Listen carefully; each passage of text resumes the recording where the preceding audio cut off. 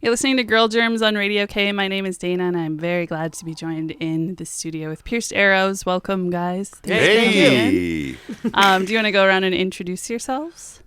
Start this way then. I'm Toody Kelly, and I play bass and do vocals in Pierced Arrows. I'm Fred Cole. I do guitar and vocals in Pierced Arrows. Yeah, that's the one. Cool. Yeah. And I'm Kelly. I play drums. All right. Well, thanks for stopping in. I know you've had kind of an extensive tour.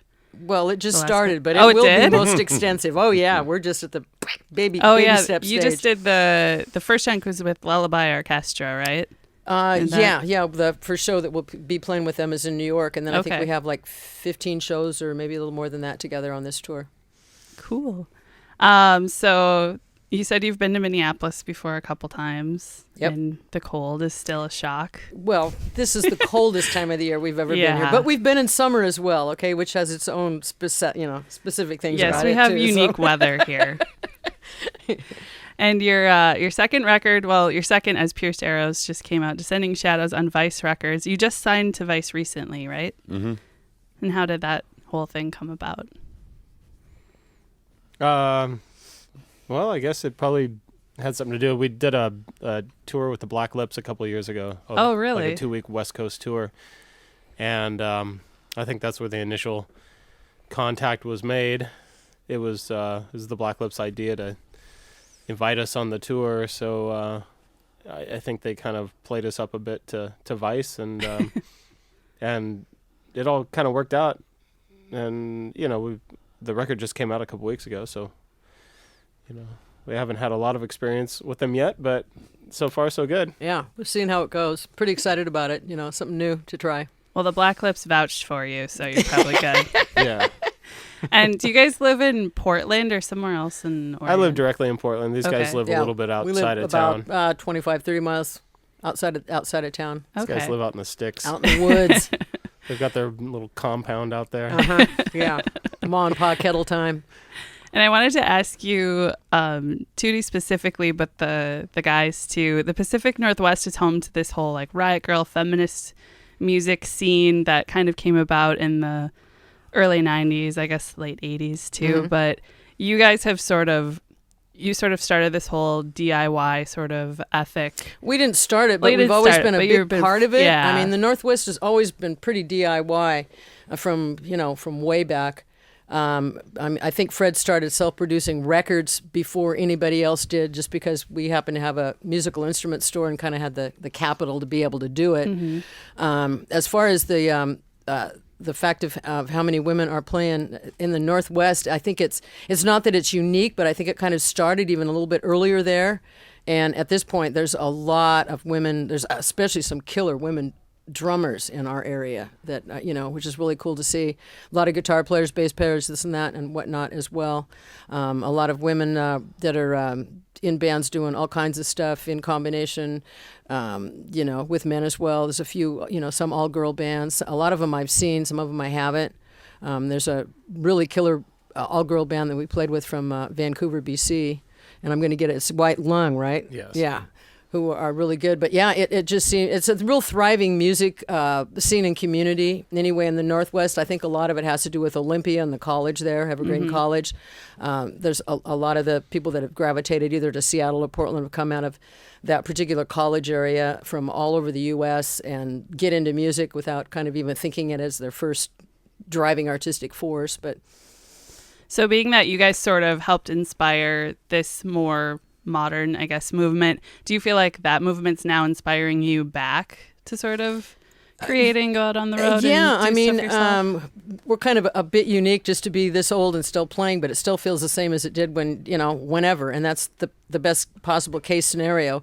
At this point, it's awesome to be able to mentor, for us, a lot of people that are younger, give them the hope that your career doesn't end at 25. There's absolutely no reason for that.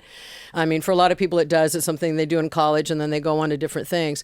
But, that it's any art form should be a lifelong journey. And there's all different ways to be able to do it. So I think a lot of what we kind of inspire in people is that hope to be able to do it the way you want it, do something that you love, get what you need out of it, and not be concerned about age and a million other things that kind of, especially for women, inhibit you from doing what you want to do, and just getting up there and being yourself, showing the world what you got. Very well said. That was exactly what I was hoping Cool. to hear. And then sort of on that same note, there seems to be this resurgence lately of the sort of DIY ethic of, you know, people putting out zines, recording in their bedroom, self-releasing. And you guys have been involved in that sort of stuff for a long time.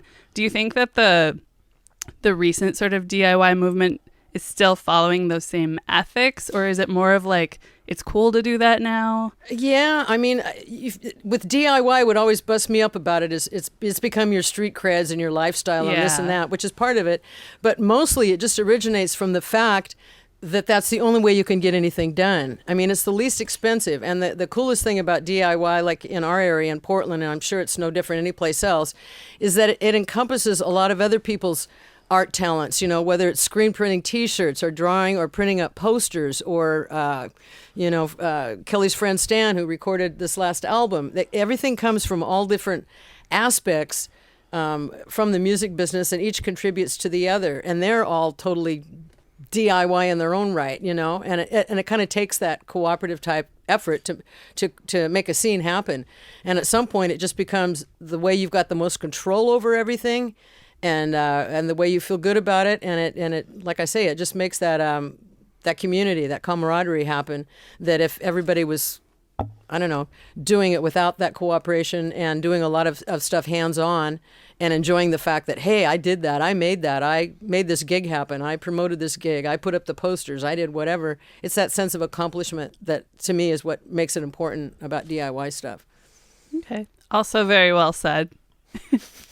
And another thing I want to ask you about is the Dead Moon documentary that came out in 2004. And for those who don't know, that's Toody and Fred's former band that you're in before. Has that garnered any like renewed sort of interest in you guys? Have you noticed? Or, I mean, how was the whole the documentary process for you as well? That happened basically from Andrew knowing Kate. And they approached us. This is like probably 10 years ago now. Oh, wow. We didn't even know them at the time. And they wanted to shoot a documentary of somebody.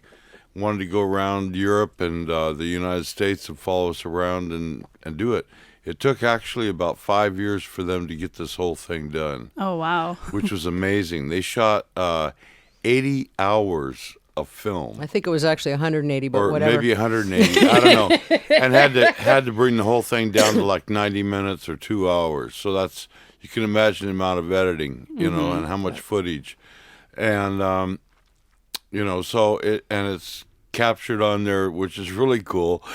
That we didn't even know it at the time until after we started playing with Kelly. But Kelly's actually on there too in Stuttgart. That he's in a punk band that's playing over there. Well, I was living there at the Yeah. time. Or living there Living at there. the time, and Made came a and cameo saw us appearance. at the Yeah, gig. I'm on the bonus tracks. Yeah. Yeah. Yeah, they happened to just be filming us, making that connection again. And then about 2 years after that, he moved back to Portland, and that's kind of how we ended up getting together for Pierce Tarrow's. Yeah. But the documentary's been around long enough and floating around long enough that if anything else, we've got this new younger audience for Pierce Tarrow's, which is amazing. And once anybody gets into a band, they usually kind of want to see what all of you have done before. And the documentary is a good way for anybody to see that. It's been floating around on different cable shows, and I've talked to people that have seen it from all over the place. So there's a little bit, a lot of it's just to give somebody a glimpse into what Dead Moon was all about, that have heard the name and never heard the band and are coming and seeing us now. So it's a bit of a history lesson, but it came out really cool. It's a great slice in our lives. And I hear some of you are marathon runners or just completed a Well, marathon. we were for a little 1 while year. ago. Yeah. Yeah, man, 2008. Fred and Yeah. I, that was the was year we really- both turned 60. So we did the Portland Marathon with one of our sons, Whedon.